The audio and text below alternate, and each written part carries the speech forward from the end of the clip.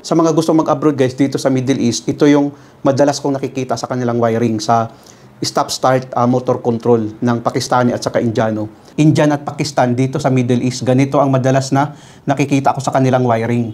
Sa ating kasing mga Pinoy, ganito ang wiring natin, no? Madalas kasi ganito ang wiring natin.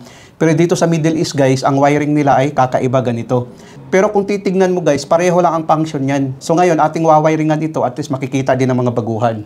So ngayon guys, unahin natin dito sa line 1, papunta sa overload. Ito yung overload natin, no? Ito naman yung magnetic contactor natin. Ibig sabihin, galing dito sa circuit breaker natin sa line 1, papunta sa overload na 95. Pinag-fast forward ko na lang yung wiring guys para madaling matapos. Dahil yun naman ang sinundan natin yung wiring ng Indiano at saka Pakistani.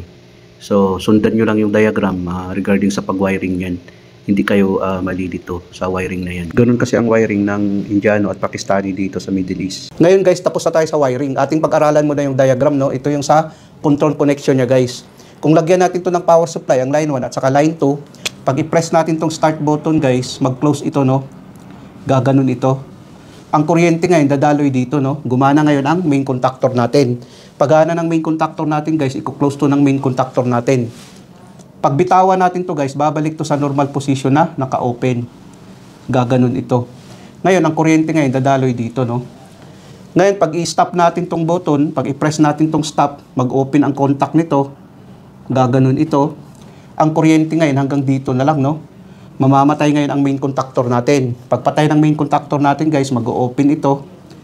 Tapos ngayon, pag bitawan natin to guys, babalik to sa normal position na naka-close. Gaganon siya. So ngayon, hindi nagagana ang main contactor natin, no, dahil nag-open ito. Ngayon, pag gumana naman ito guys, tapos mag-trip, mamamatay din ang main contactor natin. O natin, press natin guys. Ayan, gumana ang contactor natin. Pag i-press naman natin to, mamamatay.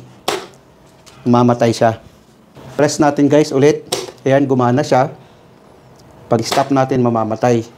Ngayon guys, pag i-press natin to gumana, pag mag-trip naman guys, mag-open ang contact nito, mamamatay ang main contactor natin, no? Kung makikita natin, nag-trip siya, mamamatay ang contactor natin.